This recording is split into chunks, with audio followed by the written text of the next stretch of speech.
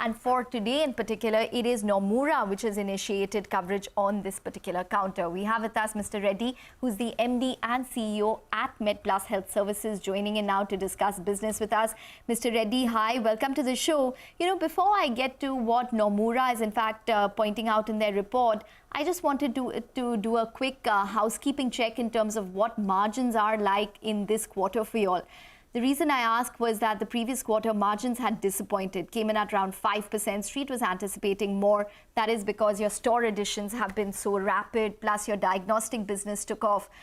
Give us a sense in terms of how business is doing this quarter, particularly on the operations.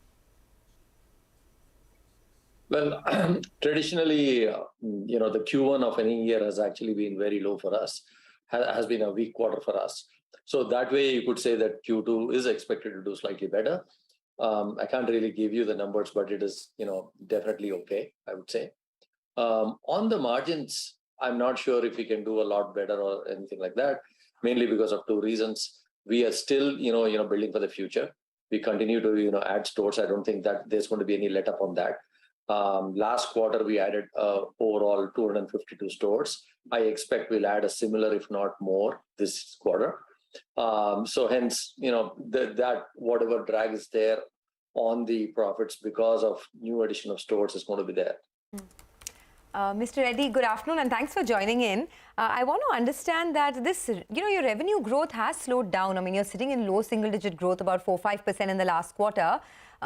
It's also because of the base effect, but how much is the threat that you're facing from competition, particularly from e-pharmacies? And what do you see as a sustainable growth on the top line over the next few quarters? See, we expect to actually grow at the rate of around 20% at least annually. While there is definitely muted this thing because of growth, because of the e-pharmacy guys, I really don't expect it to be a long-term kind of thing. If you look at it, e-pharmacy today is basically going out there and giving a promotional discount of 25% on the first 3 purchases. And there are 3 different guys doing it. So, customers can go between one or the other and keep getting the 25% discount. As long as that is there, we will see a little bit of, dampening of our growth in the big cities at least. But I don't expect it to last, mainly because that is not a number at which any business is actually viable. Sooner or later, they'll come down to 20 and we continue to be the highest, value provider to any customer out there in a normal circumstance, not on a promotional level.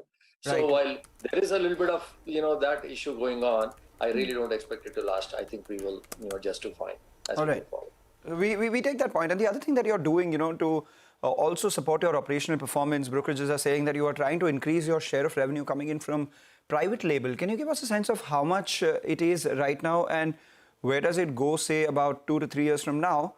And the diagnostics foray, how has that done for you too? Sure.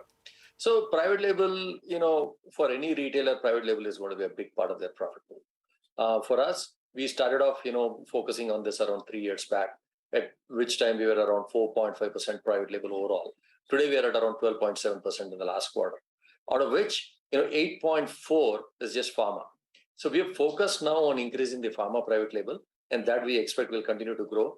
In the next 2 to 3 years, I fully expect that we will end up at least in mid-teens for the pharma private label. All right. And on the diagnostic side, that is doing very well. I must say that, we have followed a new model, which is a subscription-based model. We have 2 large centers, and our, both the centers now, are, about to break even at the center level. Okay, so that's exactly what I wanted to ask. Your subscription-based model, which you rolled out just some time ago in the diagnostic space, it started with a pilot project in Hyderabad. So you're saying that you're going to break even, at least I would assume, on the EBITDA on both of these centers in the diagnostic space. So what exactly is the expansion plan when it comes to diagnostics? Is it probably going to be a little slower simply because of the kind of competition that you're seeing? Every nook and corner, there's a diagnostic lab offering you tests, one cheaper than the other. Is this the feasible space to get into? And would you probably be a little slow in terms of a rollout now?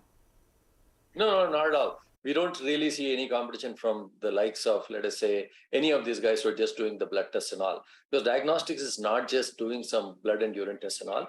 You also have to do the ultrasound, X-ray, ECG, MRI, and everything else and all.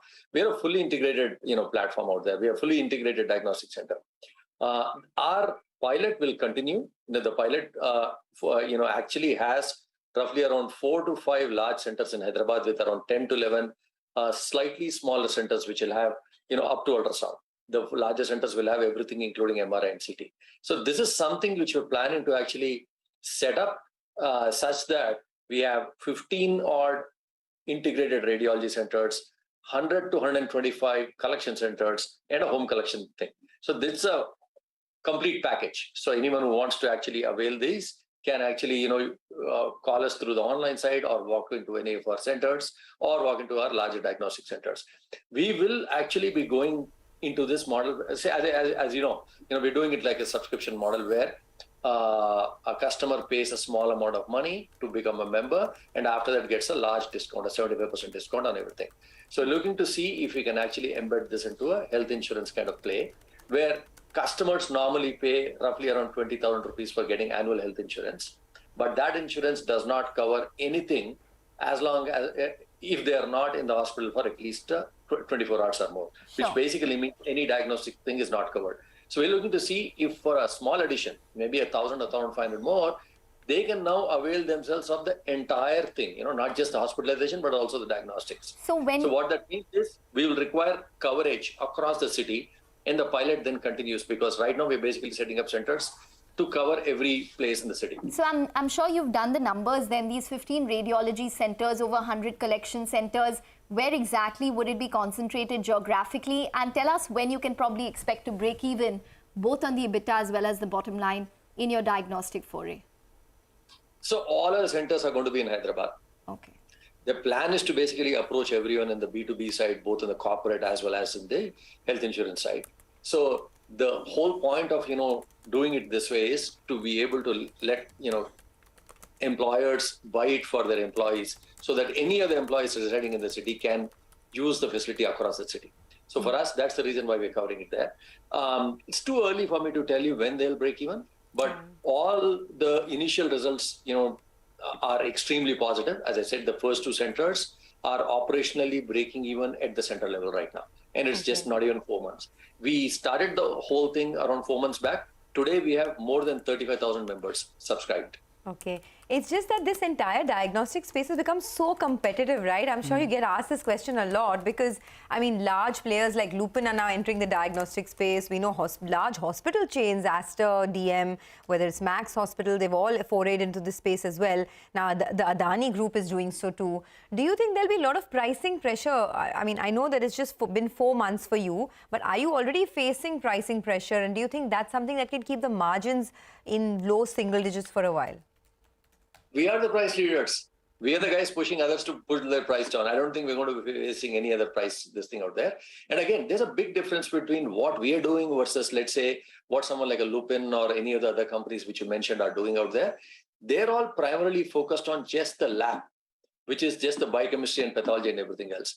Even today, the largest chain probably has around 50 to 60 centers. I don't think the largest chain, integrated chain in India, I may be a little, off on the numbers here, but they do not have more than 50 to 60 MRIs and CTs. So it's not really a competitive market.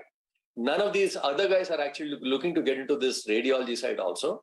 And I am not sure, but yeah, with the one exception of the Adani group, I think they are expected to get into both. But yeah, India is a large market. We can easily take that money, a couple of big players at least. All right, take that point. Thanks a lot for joining in, and we wish you good luck with your foray into this space and also the strong expansion plans that you have as well. Thanks a lot, Mr. Reddy, for joining in. Wish you good luck. Thank you.